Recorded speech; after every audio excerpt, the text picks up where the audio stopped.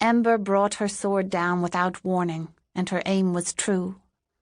Her blade whistled through the air, hitting its mark and smoothly halving her adversary.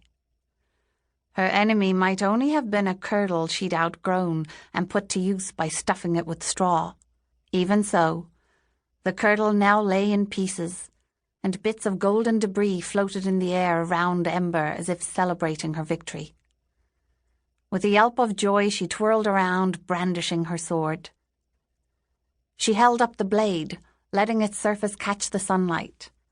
She was pleased, not only because she destroyed her poppet, but also because her success meant she'd given her weapon the care it needed.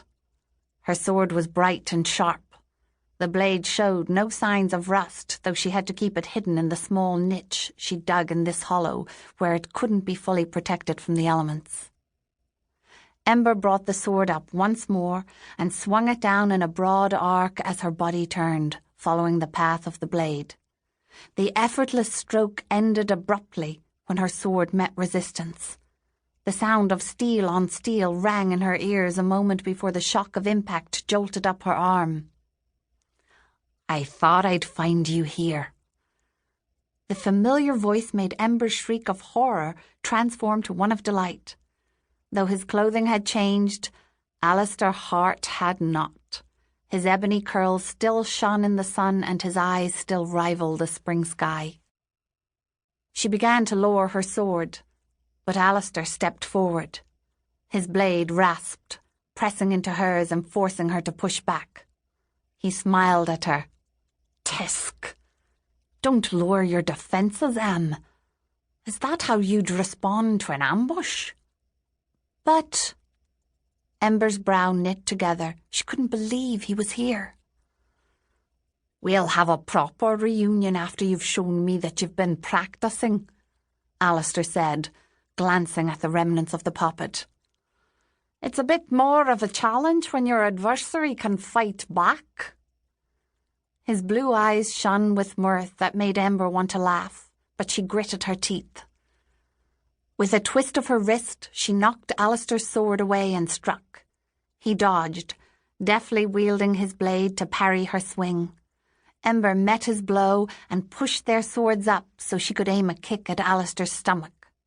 Catching her sudden movement, Alistair tried to jump back, but not quickly enough. He grunted as her heel dug into his gut. Doubling over, he stumbled away. Ember cried out, dropping her sword. "Oh, Alistair, I'm sorry." She ran to him. "I got carried away." His shoulders were shaking and she gripped them, leaning down in hopes of peering at his face. "I didn't mean to hurt you." When he looked up, grinning, she stomped her foot. His body shook not with pain, but with laughter. "You're horrid." Ember's cheeks were hot with embarrassment. "I thought I'd hurt you." "Only my ego, sweet Ember," Alistair said, still laughing. "Fortunately, my stomach can withstand a gentle kick." Ember winced at the word gentle.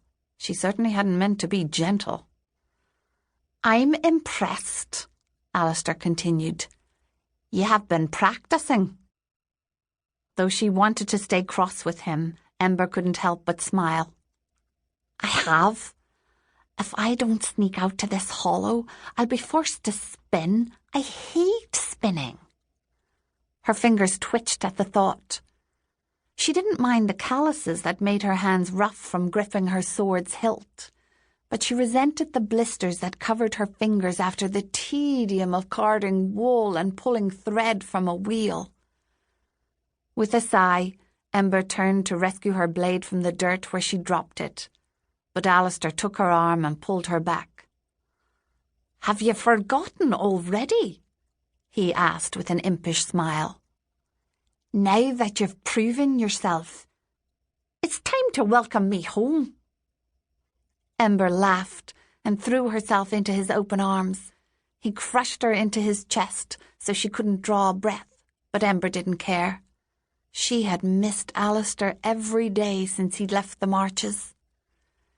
He was the only person who would know to look for Ember in the hidden glen.